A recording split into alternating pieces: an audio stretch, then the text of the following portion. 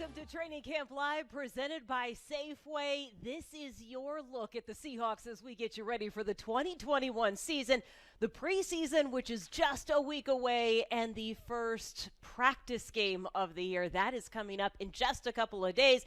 We will get you ready for all of that with two guys who know just a little bit about how Pete Carroll runs a practice and what this team looks like. We are joined by Robert Turbin, former running back, Michael Bumpus, former wide receiver for the Seahawks. And I got to say, before we even get started, props to Turbo, who drove from California today to be here. What a gamer, man. I couldn't let the team down. You guys needed me here, so I'm here. If you fall asleep, though, we're going to start, throwing spit wads at you. Is that still a thing? Spit wads. I haven't heard that since about 99. It's been a minute. It's been a minute. Do they still do that? No. Nah, my kids be in trouble. They do that. They better not be doing that at school. Who knows what the kids are doing these days? We don't. That's true. I am so far removed from that, and all I need to do is look at the roster and date of birth on any of these guys. You're taking a look at the Seahawks getting warmed up, getting stretched out for practice. Our focus today is going to be tight ends. Here's a few other things you need to know. Overcast skies here in Renton, Washington. It's significant because we had rain overnight for the first time in weeks, maybe even months. I know that might not seem like a big deal outside the Pacific Northwest, but definitely a different vibe at practice as you start looking like it's fall football weather out here. We mentioned that the intra-squad game, the mock game, I guess I should say, is coming up on Sunday. There are more seats open and available. You can join us. We're going to be out there taking a look at what the Hawks look like. It is the first ever training camp mock game at Lumen Field, so you can walk up and get your tickets. It will be the first time the Seahawks get to hear all the 12s at Lumen Field since that 2019 season. That's exciting. So make sure that you come out if you want to get your tickets ahead of time. Seahawks.com/training camp. This is day 7, but let's recap a couple of things that we saw on day 6. And guys, I think the best way to describe what happened on day 6 is just to say it was all about the defense. The defense is what stood out during that entire practice, Bump. Yeah, defense did what they had to do. I know a lot of people are looking at the offense and the woes that they had, and you might panic, but as you know, Turbo, those days happen in training camp. There's going to be days where the offense just ain't clicking. You got a new offensive coordinator out there. You're asking these young guys to learn a new playbook. It was bound to happen, so the defense took advantage of it. They caused some turnovers. They picked up some fumbles. There's going to be a back and forth during training camp. The other day, it was the defense day to shine. Yeah, the defense definitely have – I think they have a little bit more chemistry amongst each other. But it's like a 7-game series in the NBA playoffs, these practices, right? You watch the NBA playoffs, and it's like – Game 1, one team dominates, and Game 2, it's like they don't even look like the same team. Yeah. You're looking like, what happened? You dominated in the first game. In the second game, you don't even look the same. Similarly, out here in practice, these days obviously bunched up, together.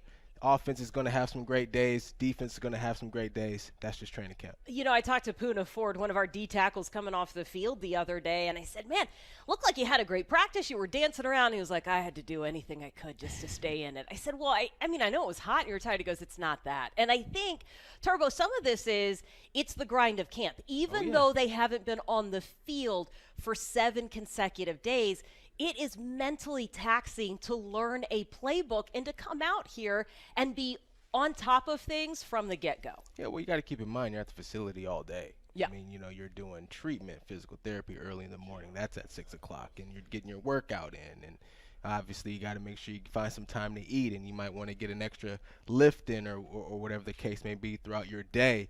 So these turn into long days piled up back to back to back. It definitely could be tiresome for you going to training camp. You got to find ways to motivate yourself. You're not – this ain't high school or college where, Pete Carroll does have some rah-rah in him. He'll try to get the guys going, but you're professionals. Every day, pick something to get better at. I know you hear that all the time in sports, pick something, but as professionals, as amateurs coming up, that's what you have to do because, like like Turbo said, it is a grind. You're out here day in, day out. You're spending 8 to 10, maybe even 12 hours in the facility. What motivates you? For Puna, it was dancing, getting ready to go. Oh, give me one of those things. By the way, Turbo says making sure you get the extra lift in. Have you seen his arms? I don't think this guy has missed an extra lift day. Bump, you said it is about getting a little bit better or finding one thing to be better at, given what the offense looked like the other day, right? Because the flip side of the defense having a great day is that you're going to look critically at the offense. What would be one thing, small thing, that you would look at the offense to get better at today? This ball security. That ball cannot be on the ground. I mean, if you don't have the football, I mean, the other team has it. That means that defense is out there grinding. So taking care of the football, you hear Pete Carroll, he preaches, it's all about the ball. Simple as that. These guys have watched film. They've seen the fumble snaps. They've seen the interceptions. You got to make it personal now. I used to come out and tell Babs, all right, Babs, let's get it today. You know what I mean? I used to tell True, lock me up today. Whatever you have to do to get going, that's what you do today. I think the message should be ball security. Yeah, absolutely. I mean, the ball is the most important thing on the field. I definitely second that.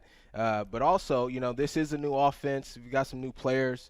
So it's going to take longer for them to find that chemistry, that continuity amongst one another. So I think that should be the focus today, man. Just being on the same page about the details and see if we can execute our offense. Well, and I would say if you take a look at defense, don't lose that intensity, especially if you're a guy like Trey Flowers, who is battling for the starting cornerback spot, who seems to be in on a lot of those pass breakups and a lot of times where the ball is on the ground or ends up in another DB's hands. Trey Flowers has been right there. That is a battle that we are closely watching as we get close to week 1. Yeah, you got Trey Flowers, you got Trey Brown, you got DJ Reed, you have Witherspoon on the other side. I mean, and what I like about this defense, what I've seen so far, is the hustle. They are always around the football. You mentioned some of the picks that Trey has had. If he's not hustling to the football, he just doesn't get that. I've seen Chris Carson run 30, 35 yards down the field, and there are guys sitting there trying to strip and rip the football. That's what you need out of this defense. If you can play with some intensity and hustle to the football, good things happen, and we saw that. Yeah, I mean, we talked about it earlier last week about the cornerback position being one of the ones that everybody's going to be looking at. Who's going to step up, be the number one guy, and show that they can be consistent out there on the field making plays. And the defense gets solidified by the return of Bobby Wagner a couple of days ago. He missed time due to a family matter. Cody Barton had filled in at middle linebacker in place of Wagner, but he sat out a couple of days ago. He's got a quad issue that they don't want to get any worse. We will be taking a look to see if we have a full linebacking core, a fully healthy linebacking core at today's practice. Carlos Dunlap returned, as did Gerald Everett. We're going to talk about him in just a few minutes because tight ends are the position that we will focus on most today. Tackle Jamarco Jones also returned to the defensive line. Cedric Ogbuehi has been out with a little bit of a shoulder thing. I think that's interesting, guys. Certainly, you don't want to read too much into guys getting a rest day at this point in camp because you don't want any little bump or bruise to turn into anything significant. However, given what's happening on the offensive line, you'd like to see Ogbuehi out there as much as possible to know what you have. Yeah, especially at that tackle spot, right? You got Dwayne Brown, the OG. He's not going to practice. He don't need to practice. So what that does, it opens up opportunities for guys. And Bruce DeHaven, he was the special team coach, now is here, rest in peace. He used to say, you can't make the club in the cold pool. You got to be out there. You got to be out there getting your reps. And unfortunately, with Ogbuehi, he has something going on. But you can look at it two ways. Okay, is he missing out on opportunity, or is he so important to the rotation of that offensive line that they just don't want to risk him getting out there and furthering that injury? So there's two ways you can look at it. I'm sure Ogbuehi would want to be out there, but he's going to be here during the regular season. You got to take care of him. And we did get a chance to see Stone Forsythe out there at tackle a little bit more a couple of days ago. He is the rookie taken in the 6th round. He has the size to be a left tackle, which is the position he played at Florida. But I think he needs the reps to get used to the speed at which things happen, both in practice and just the NFL. So silver lining, when veterans step out, you get a chance for rookies to get in there and get a few reps. We're continuing to watch the Seahawks warm up. Hey, guys, I realize that neither of you played offensive line. I'm just curious. Turbo, can you shed any light as to what's happening right here with the guards? Yeah, it looks. Let's see what they're doing here. It looks like they're tied up against one another. But it's also a leverage thing, right? Because you've got the screen on top of you. Yeah, I mean, the first part of this whole thing is your get off, right? You want to stay low. That's why the thing is above you like that. You want to stay low, man wins in football, right? Then the other thing is where your hands. They're practicing getting their hands inside, because if your hands are inside, you can control your defender right there. So it's getting leverage. It's getting your hands inside. That way you're in control of your defender and you're opening up lanes for your runner.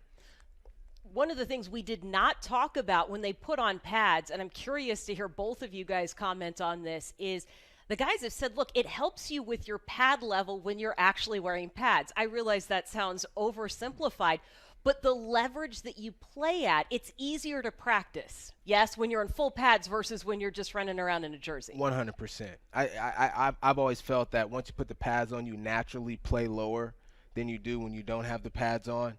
It just comes natural. You know you got to get lower, else you're going to get stuck. Yeah. And nobody wants that happening to them. So definitely I would agree with that. You can get more physical with the pads on, especially in the trenches with the big dudes. Now imagine they're doing the shoot drill right now. And I love this drill because they're going to have to deal with guys like Poona Ford, who's about 5'11", 5'10". He naturally has that leverage. All he has to do is squat down a bit, and he has you. So it's like Turbo pointed out, get your hands on him, stay low. But once the pads come on, you're allowed to be more physical. And in any type of game where you're playing physical, any kind of sport really, if you're trying to gain position or leverage on somebody, you got to get low. Pads, like Turbo said, forces you to do that. The other thing with this drill too, you see the offensive line, they're keeping their feet moving, which is huge. Defenders can easily throw you off, make a play on a runner once you stop your feet. So a big part of that drill as well. I love it when we talk about leverage and size, because it just gives me another way to say I'm not short. I just have better leverage than other folks, and I'm petite when compared to like somebody who's 6'7", right? That's how we can talk about that. I'm petite when I stand next to the tight ends, because that is a large group. You could send those guys off the bus first. We used to do that, right? Like you'd sit there and you go, okay, who would you send off the bus first? And would it be enough to intimidate your opponent?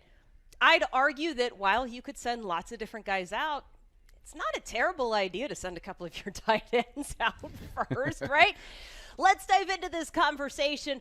First of all, as we think about tight ends, we're seeing Will Dissly. That's actually the guy that I was thinking of, right?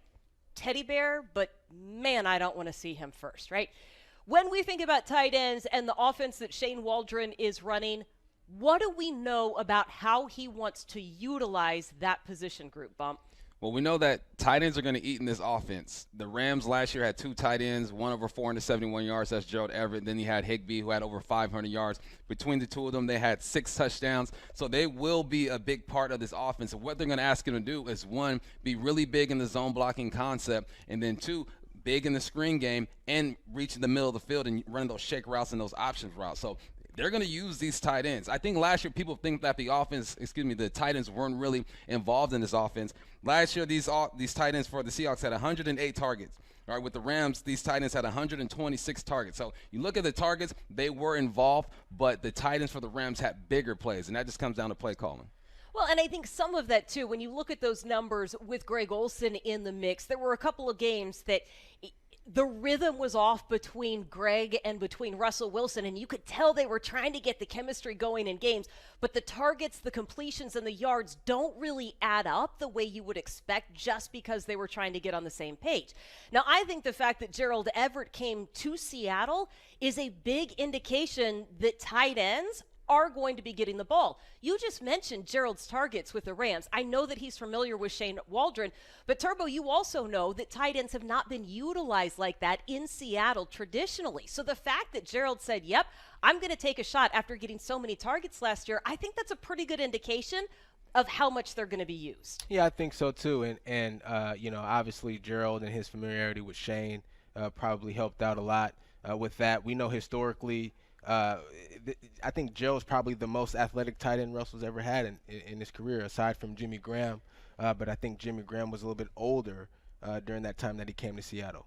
Well, and I think he had a different mindset going in, too, right? Like Jimmy was on the border of, am I a wideout or am I a tight end? Right. And I think in this system, you have to think tight end first, and you have to think inline blocker. Yeah, and I think I think too, a lot of it's going to come down to the chemistry between Russell and Gerald. I mean, you talked about it last year. Like, there were some issues there between Russ and Greg Olsen, not really, connecting there, being on the same page. That can happen not only when you're having a new offense, but you have new personnel that you're playing with now.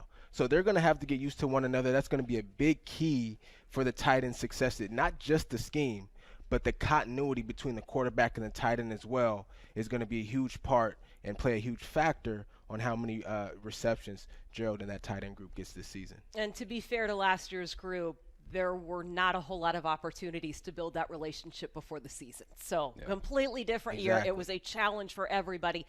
Turbo, when you were here, and Bump, we can go to this, we can go to you for this too. How were tight ends characterized previously in this offense? How was it talked about in meetings? Yeah, we had Zach Miller, who I felt like was one of the best tight ends in the league. And the funny thing is he wasn't going to wow you with any speed or any quickness. He didn't run the best routes or anything like that.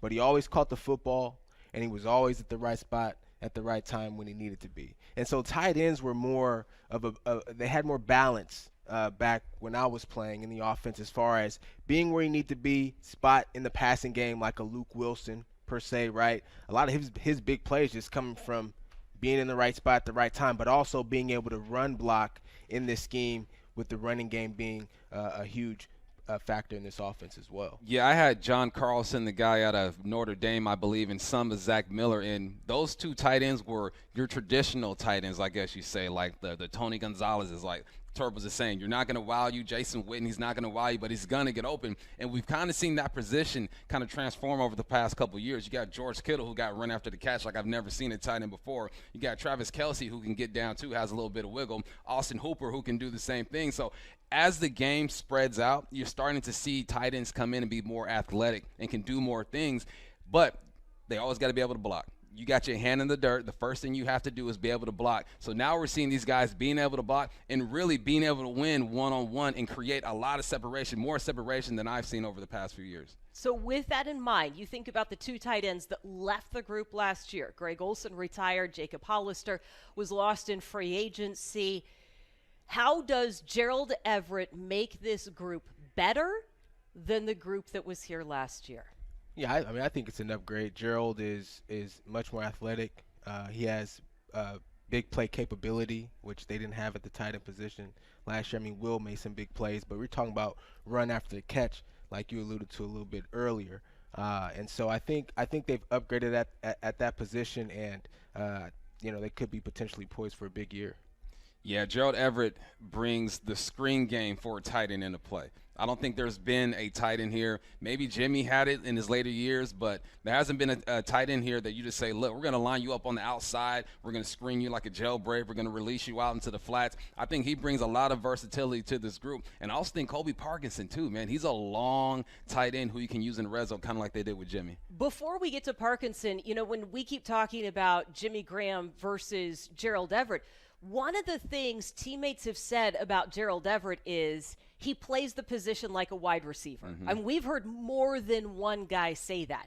Now, we also know that he fits into the system, but if you have a tight end currently in the system who plays like a wide receiver, Bump, what are we really talking about? We're talking about his get off the football, how he sinks his hip in his breaks, how he catches the football nice and natural. It looks soft, doesn't look like he's struggling or fighting with the football. It looks nice and smooth, and just his wiggle at the top of his route. I call it the indicators. At the top of your route, you put your foot in the ground and you go at a 45 degree or wherever they ask you to go. It tells the quarterback you're ready for the football. The more violent and the more exaggerated you can make that plant, the more you're going to affect the defense. So you're starting to see tight ends that run routes just like receivers. It also can mean that you can't block. He can't block. He doesn't have any blocking. I mean, I don't know if it's true or not, but I'm just saying it can also mean that if somebody refers to a tight end as a pass catcher, they're probably not great.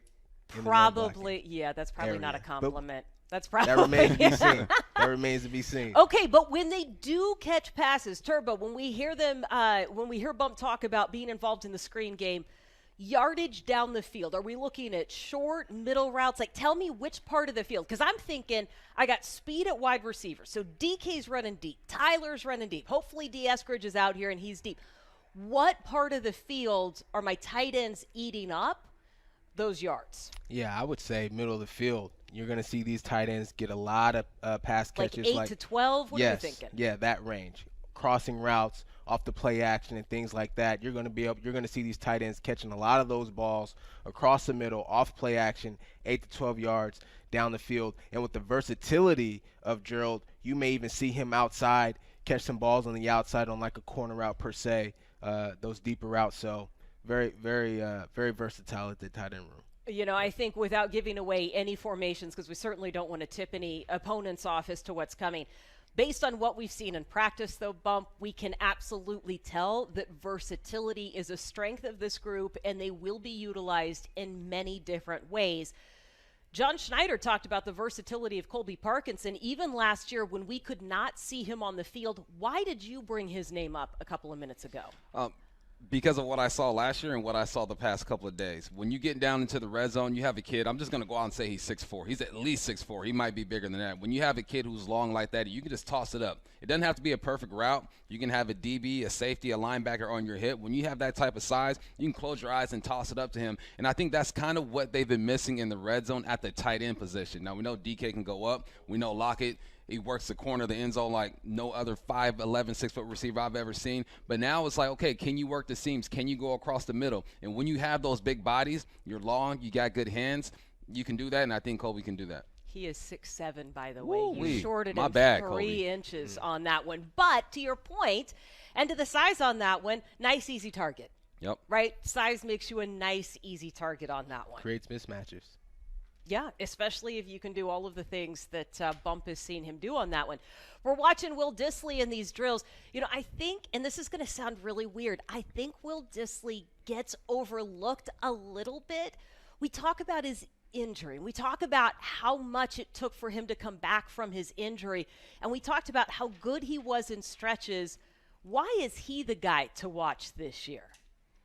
He's a guy to watch because he's been there, he's done that. We've seen him perform at a high level. I believe his rookie year, he was one of the top tight ends in the league going through the first 4 games, and we've seen him make the tough catch. We've seen him make the tough block. We've seen him do a little bit of everything. Where he kind of gets lost, he's just not going to wow you. He's not going to flash you with a beautiful route or beat you with speed, but he's a hard-nosed type of dude, and he's versatile. The dude played DN in college for a bit, so now he knows what the DN is trying to do when they're attacking him. Will Dissly, do not sleep on Uncle Will. We forget about him because he just hasn't been available, but we know the dude can play. Yeah, I mean, he's got a very balanced game. Obviously, he can catch the ball, run good routes, but he's also good in the run game as well. Why does it look like we're playing basketball right here? What's happening in this drill? We're not chest passing. What's going on with the medicine balls?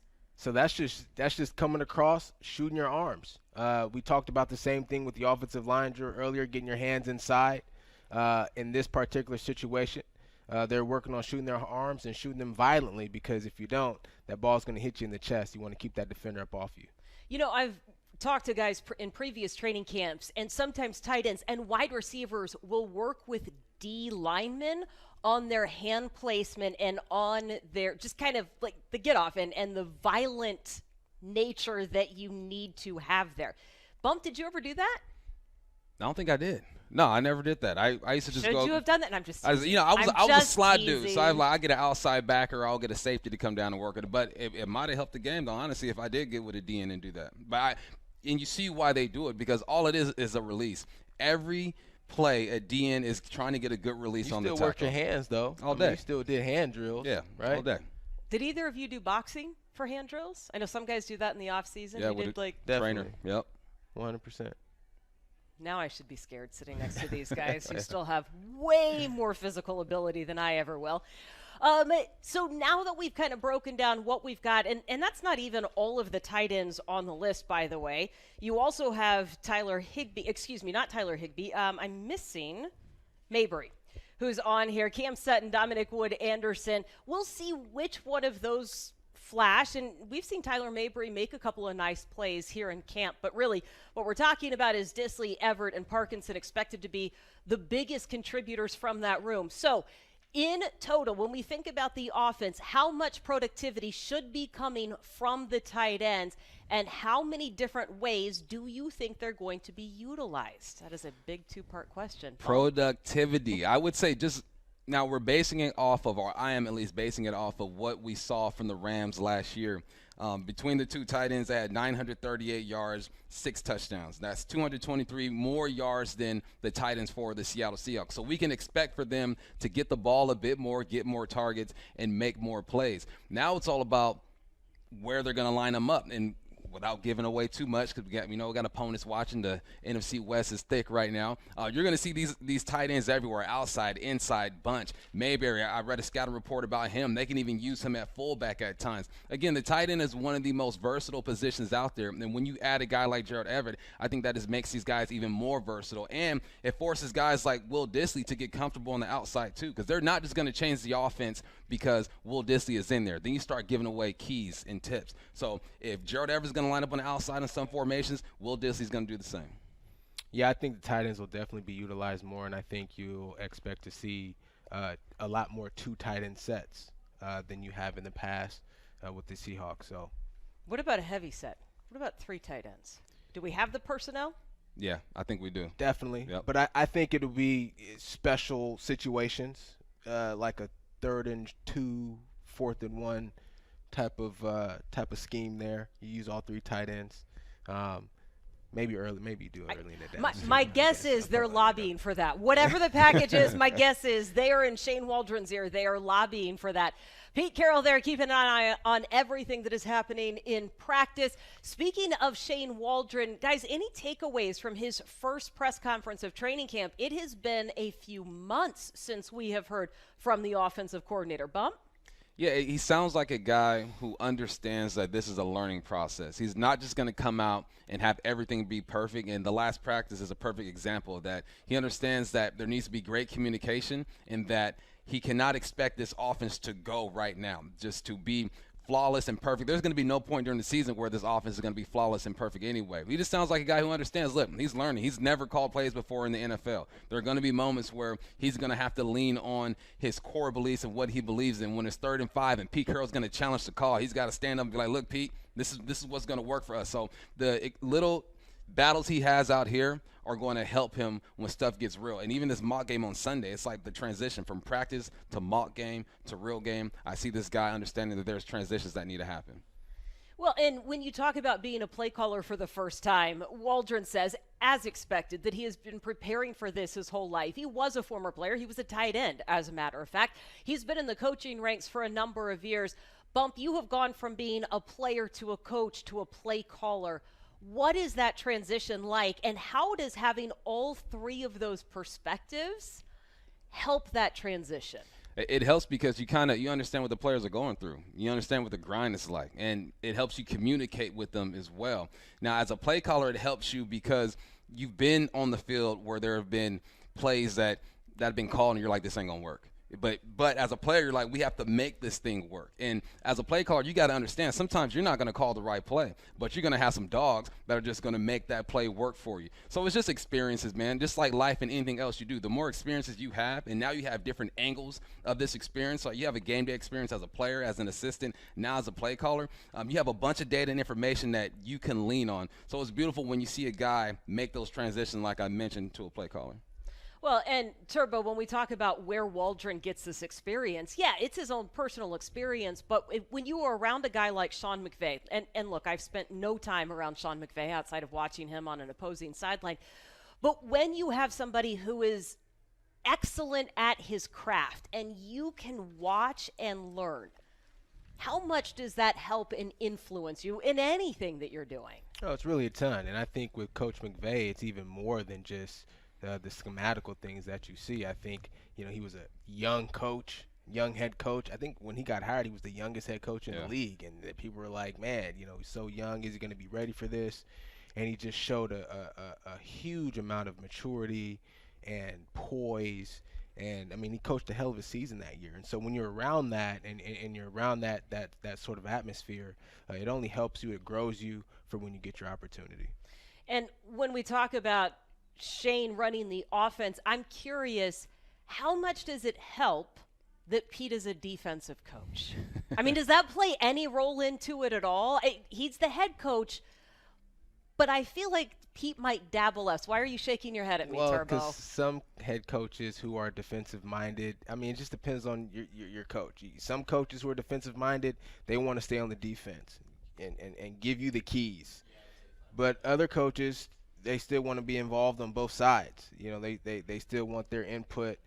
I think Pete's more of a want to put his input in, sort of a coach, not in a negative way, obviously, but in a helpful way. Obviously, we're working for a common goal, right? Yep. So I think Pete, although he's a defensive guy, is involved heavily on offense. Definitely involved. He's going to flip over the head switch to the offensive side and have his 2 cents. But when you're working with a guy like Pete Carroll, a guy who's been through some battles, who's won national championships in college, who's won Super Bowls, you listen to what he has to say. And I think the more Shane shows poise and he shows that he's prepared and he shows that he can handle tough situations, the more Pete's going to ease up a little bit. Well, and I think Russell Wilson plays a part in this too, right? You're not talking about a quarterback who is new to the league. You're talking about a quarterback who has worked with different offensive coordinators, who has a philosophy, I don't want to say that's on his own, but who knows what Pete's philosophy is and what Seahawks football looks like. I think that also changes the relationship of how this all comes together. Right? Yeah, I mean, it's important. I mean, it's not even just philosophy, but Russ has been around so long that he knows what he likes. He knows what works for him. And as an offensive coordinator, you know, that may not be a part of your scheme, but there are certain things that you have to be able to implement for the comfortability of your players and what they do well, as opposed to what your scheme is. And so that's going to be a really important relationship. First time ever calling plays, right? And you're coaching a quarterback who's been to Pro Bowls, Super Bowl, right? This is your first rodeo per se, right? So that dynamic is going to be, immensely important as we move forward and continue to go through training camp and these preseason games and the start of the season. One of the things we learned from that press conference a couple of days ago with Shane Waldron, the offensive coordinator, is that he is going to start the season on the field. He will be calling the offense from the field. If it doesn't work as expected, he would consider moving up to the booth. We know that Brian Schottenheimer started on the field last year. He was calling plays from the booth. Guys, does it matter? Is it truly a personal preference? And what changes as a member of the offense when your OC is on the field versus up in the booth? Well, as a player, if my OC is on the field, we can get direct communication right now. Right, if something goes wrong or something goes right, he can correct us right now. If not, you got to pick up the telephone and reach upstairs or call upstairs. Now, as a coordinator, if you're on the field, you're relying a lot to your coaches up top. What are you seeing? Where's the one tech when we do this? Give me all the data that you have. To whereas if you're up there as an OC, you can kind of see it. So it's all about, if Shane wants to be on the sideline, that tells me that he has some guys upstairs that he really trusts and he really believes in, and he wants to be connected to the players. Now, as a first-year play caller, that's probably a good move, but I wouldn't be surprised if halfway through the season he goes upstairs. Interesting. Does it matter and make any difference, Turbo, how you process information, right? Because as Bump is saying, you're trying to take in a lot of information coming through a filter upstairs. Right. Is it a personality thing too? Well, yeah, that's part of it. I mean, it depends on who your offensive coordinator is, what his personality is like, and it's the same for the player. Your quarterback, does he like his offensive coordinator on the field with him, or does it not matter to him? That's a big deal. But it eliminates the middleman when you're on the field. You get direct communication, like Bump alluded to. If there's an issue, if there's something going wrong, when things are going right, you're able to communicate those things together as opposed to being upstairs. But to that, if you have a really good quarterbacks coach that you really trust, knows the offense in detail, those offensive coordinators being in the booth turns out to work out really well. You know, one of the things that got me thinking about that subject is the number of times we mentioned how poised Shane Waldron is. That's also a big thing. If you're going to be on the sidelines, your players are going to reflect your emotion and take on how you are acting during the game. I just think that that's kind of an interesting thing to point out. We are looking at the 12s on the berm here at the VMAC. If you would like to watch the Seahawks in person, you have your opportunity to do that on Sunday. It is the mock game happening at Lumen Field. There are tickets available. You can walk up on game day and get your tickets, or you can order them right there, Seahawks.com/training camp. It'll be your first chance to cheer on the Seahawks in person at the stadium since 2019. Before we wrap up today's show, because we are getting towards the end of our time together, probably just another couple of minutes, one topic I want to bring up that's a little off subject but on topic, particularly when it comes to tight ends. Guys, we spend so much time talking about how these players are as football players and athletes, specifically in football. Most of these guys have played other sports before. In fact, every single one of those tight ends has played multiple sports. Pete Carroll has talked about the importance of playing multiple sports. Bump, I see you nodding your head. I know that your kids are playing multiple sports. Most definitely. What's your take on this? Because it is a really hot topic for parents, for select coaches, and for kids right now. Man, parents, please let your kids play multiple sports. If you continue to do the same moves over and over and over again, you're probably going to get injured. The chance of you getting injured go up. And then also it teaches your body different motor skills. You know, you talk about basketball players that have good hands, good rhythm. You talk about even golf, great hand-eye coordination. You talk about wrestlers, they know how to tackle. They're good in small spaces. All that stuff can allow your son or daughter to be the best football player they can be. Like I've mentioned before, I believe football players are the greatest athletes in all the world because it's just a raw physical sport. Now you have them work on all those other skills. Man, the bar is being raised, and we're seeing that with the talent that's been coming into the NFL. These guys are multiple sport athletes, and the game's getting faster, it's getting stronger, it's getting quicker. Yeah, I agree. I mean, I played multiple sports growing up. But I think aside from the physical part of it is mentally for the kids. I mean, like what is your passion? Yep. And you may not be able to identify that if you're just stuck doing one thing. And so if you're able to be versatile enough and, you know, have your children doing multiple sports or multiple activities, whatever those are, they can find what their passions really are. I think that's important. And I'm going to throw two more things out there. The more locker rooms and teams you have to be a part of, the more you get to understand how to relate to different people and teammates. Yep. That is critical, whether you become an athlete, a CEO, or anything else. And you know, piano kind of works the same way. I got to say, my parents forced my brother. Now, we both played piano through high school. Mm-hmm. Well, I through high school, my brother through 8th grade. My parents kept saying, it's the finger strength and the hand-eye coordination. I don't know that my brother bought it. I don't know that my brother had a choice. But my brother used to play the piano beautifully. Then he broke his fingers being a quarterback. It's a whole big long story. Anyway, multiple sports, multiple disciplines for the kids. The Seahawks can be number one in your heart. Football can be number one in your heart. But we do like diversity. We like really talking football with you, but that is going to be all the time we have. You can join us again, Lumen Field on Sunday. Get your tickets at Seahawks.com. We'll be back tomorrow to talk more football with you from Training Camp Live presented by Safeway. For Michael Bumpus, Robert Turbin, I'm Jen Mueller. We'll see you tomorrow.